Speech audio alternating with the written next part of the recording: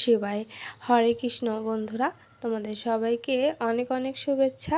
শ্রাবণের প্রথম সোমবার, আর ওইদিকে পবিত্র কামিকা একাদশীর ব্রত আজ। আর এই শ্রাবণ মাসটা তো একটা ধর্ম মাস, আর সেই মাসের প্রথম সোমবারে কিন্তু এই পবিত্র একাদশীটা পড়েছে। সেহেতু বুঝতেই পারছো আজকের এই দিনটা কিন্তু অনেকটা পবিত্র এবং একটা শুভ দিন। সেই শুভ দিনে বন্ধুদের সকাল থেকে তোমাদের সাথে ভিডিওটা শুরু করছি। সকালে ঘুম থেকে উঠেই কিন্তু বাসি ঘরটা ঝাড় দিয়ে নিচ্ছি। আজ আমি বাবা ভোলানাথের পুজো করব, আর সেই সাথে একাদশীর ব্রতটাও পালন করে নেব। সেটাই তোমাদের সাথে শেয়ার করার জন্য চলে এসেছি। সকাল সকাল বাসি ঘরটা ঝাড় দিয়েই কিন্তু পুজোর কাজ বাজে লেগে পড়বো। বন্ধুরা, তোমরা ভিডিওটা স্কিপ করো না, তোমরা কিন্তু আজকের ভিডিওটা সম্পূর্ণ দেখার চেষ্টা করো। তাহলে তোমরা যারা জানো না যে বাবার পুজো করা যায় বা একাদশীটাও কিভাবে করা যায়, সেটাই কিন্তু তোমাদের সাথে শেয়ার করব। আমি বাবার পুজো করার পরেই তারপরও কিন্তু আমি একাদশীর ব্রতটা পালন করে নেব, যেহেতু আমরা এখনও একাদশীটা বাদ দিই না। আর বাবা ভোলানাথ কিন্তু শ্রীকৃষ্ণকেও পুজো করে থাকে, সেজন্য বাবার ভোলানাথের পুজোটাও করা যাবে, এদিকে একাদশীটাও করা যাবে। যেহেতু একাদশী শ্রীকৃষ্ণের সব থেকে শ্রেষ্ঠ ব্রত, সেজন্য কিন্তু দুটোই করা যাবে। সেই জন্যই আমি সকাল সকাল ঘরটা ঝাড় দিয়েই কিন্তু স্নানটা সেরে এসেছি। আর আজ তো স্কুল আছে, মেয়ের বাবা তো স্কুলে যাবে, সেও যখন একাদশী থাকে আর তার জন্য তো একটু গুছিয়ে দিতেই হয়, কারণ সে তো সারাদিন থাকবে না। তবে সেই একাদশী ব্রত করবে, তার জন্য তো একটু ফল সাবু টাবু তো ব্যবস্থা করতেই হবে।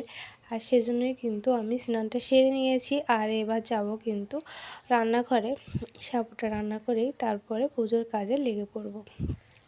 কামিকা একাদশী কিন্তু শ্রাবণ মাসের কৃষ্ণপক্ষিয়া একাদশী। এটা কিন্তু ব্রহ্ম বৈবর্ত পুরাণে যুধিষ্ঠির শ্রীকৃষ্ণের একটা বার্তা ছিল।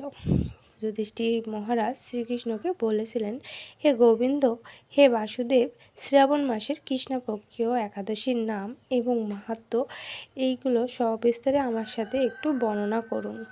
আর সেই বর্ণনা কৌতূহলী হয়েই কিন্তু তিনি শুনেছিল।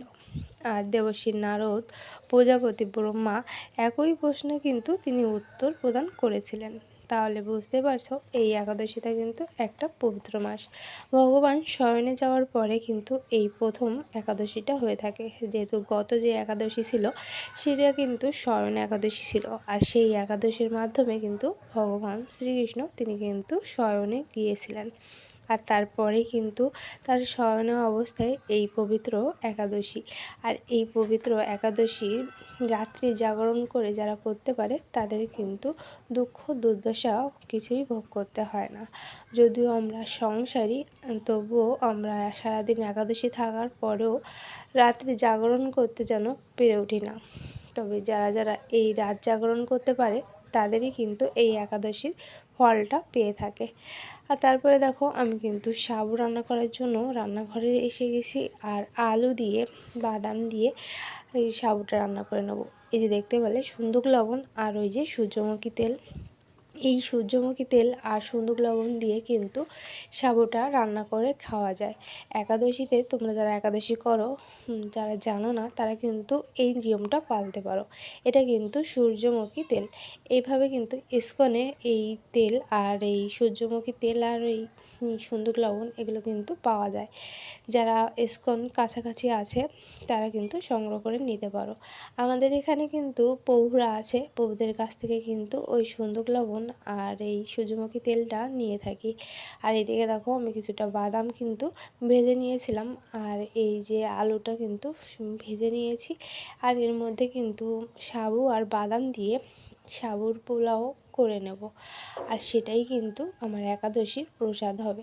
যেহেতু আমরা প্রতিদিন একাদশী করি, প্রতি 15 দিন অন্তর একটা করে একাদশী, আর সেই একাদশীতে কিন্তু আমরা এভাবেই সাবু রান্না করে খেয়ে থাকি।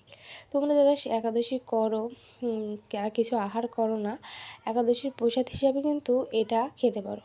আমাদের কিন্তু গুরুদেব এগুলো বলে দিয়েছিল, সেজন্য সেখান থেকে আমরা করে থাকি। আর এই একাদশীটা যেহেতু নির্জলা না, সেহেতু কিন্তু এভাবে একাদশীতে সাবু রান্না করে খাওয়া যেতেই পারে। আর আমরা প্রতি একাদশীতে কিন্তু এটাই করে থাকি, প্রথমে স্নান করে ভগবানের জন্য কিন্তু রান্না করে নিয়ে থাকি, আর সেইটা ভগবানের প্রসাদ হিসেবে কিন্তু রেখে আসি ঠাকুর ঘরে। কারণ এইখান থেকে প্রথম আগে ভগবানের জন্য নিতে হবে, তারপর তো অন্য অন্য জায়গায় দিতে হবে, বা সেই প্রসাদটা যখন এর সাথে মিশিয়ে দিতে হবে তখনই কিন্তু সমস্তটাই প্রসাদ হয়ে যাবে। সেহেতু তোমাদের দাদাভাই যেহেতু স্কুলে যাবে, আর তার যখন টাইম হয়ে যাচ্ছে সেজন্য আমি তাড়াহুড়ো করে রান্নাটা সেরে আগে ভগবানের জন্য রেখে দেব, তারপর তাকে কিন্তু গুছিয়ে দেব। আর এদিকে দেখো আমার কিন্তু হয়ে গিয়েছে, আর এটা কিন্তু আমি এখন ঠাকুর ঘরে নিয়ে যাব। আর এই যে ঠাকুরের ছোটো প্লেটে আমি কিন্তু প্রসাদটা তুলে নিয়েছি, আর এটা ভগবানের সামনে রেখে দিলাম। আর এবার কিন্তু ঠাকুরের পুজোটা সেরে নেব। ঠাকুরের পুজোটা সেরে নিয়ে তারপর আমি কিন্তু বাবার ভোলানাথের পুজোটা সেরে নেব, যেহেতু শ্রাবণের প্রথম সোমবার। আর আমি কিন্তু প্রতি সোমবার বাবাকে উপোস থেকে পুজোটা করে নিই। যারা আমার ভিডিও দেখো তারা তোমরা নিশ্চয়ই জানো। যাই হোক, ঠাকুর পুজোটা কিন্তু সারা হয়ে গিয়েছে, এবার কিন্তু বাবা ভোলানাথের পুজোটা সেরে নেব। আর বাবাকে কিন্তু প্রথমে ঘি দিয়েই কিন্তু বাবাকে মাখিয়ে নেব সমস্ত। বাবাকে কিন্তু ঘি দিয়ে মাখিয়ে নিয়ে তারপরে কিন্তু তাকে স্নান করে নেব। বাবা কিন্তু খুবই দয়ালু, বাবা ভোলা মহেশ্বর, তার মতো দয়ালু কিন্তু আর কিছুই হয় না। বাবা ভোলানাথকে যেভাবে পুজো করা হয় তিনি কিন্তু সেভাবেই তার পুজো নিয়ে থাকেন।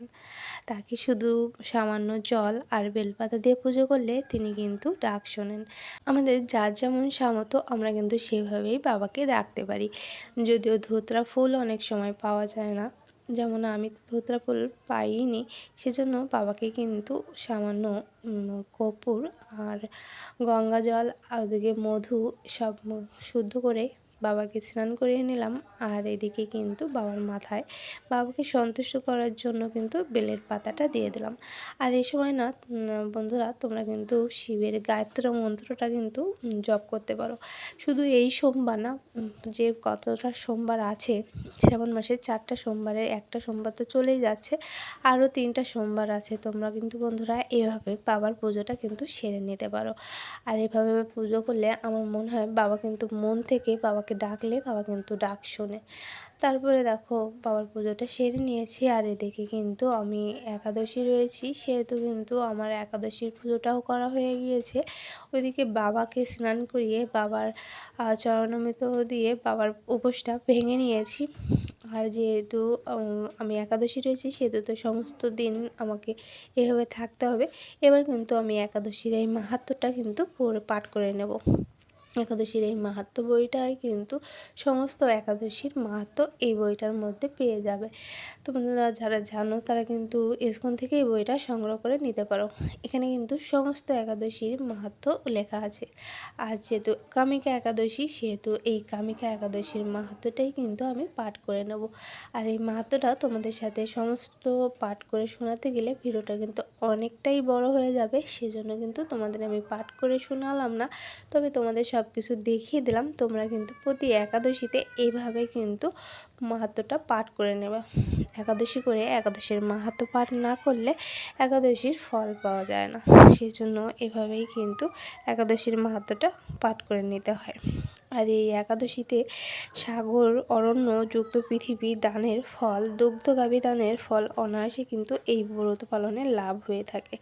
সেজন্য কৃষ্ণপক্ষ এই পবিত্র একাদশীর নাম কিন্তু কামিকা একাদশী। আর এটা কামিকা নামেই কিন্তু আমাদের জগতে প্রসিদ্ধ। আর তারপরে দেখো আমি কিন্তু একটু ফলাহার করে নেব, যেহেতু বাবার পুজোটা সেরে নিয়েছি সেই জন্য কিন্তু আমি পালনটা সেরে নিচ্ছি। আর ওইদিকে যেহেতু একাদশী, সেহেতু সমস্ত দিন কিন্তু একাদশী পালন করব। আর যা পাপ নাশক এই শ্রেষ্ঠ ব্রত জগতে কিন্তু আর নেই। এই ব্রত পালনকারী কখনো কিন্তু নিম্ন যোনি প্রাপ্ত হয় না। কেশব প্রিয় তুলসীপত্রে যিনি শ্রীকৃষ্ণের পূজা করেন পদ্মপাতা জলের মতো, তিনি কিন্তু পাপে নিলিপ্ত থাকেন। তুলসীপত্র দিয়ে বিষ্ণু পূজায় ভগবান যেন সন্তুষ্ট হয়ে থাকেন। আর এমনই কিন্তু মাহাত্ম্য এই একাদশীর। এই একাদশীতে তুলসী পাতা স্পর্শে করলে পাপ মলিন দেহ পবিত্র হয়ে যায়। তিনি তাকে স্পর্শ করেন, তার পাপ মলিন দেহ পবিত্র হয়। তার প্রণাম করলে তাকে সমস্ত রোগ কিন্তু দূর হয়ে যায়।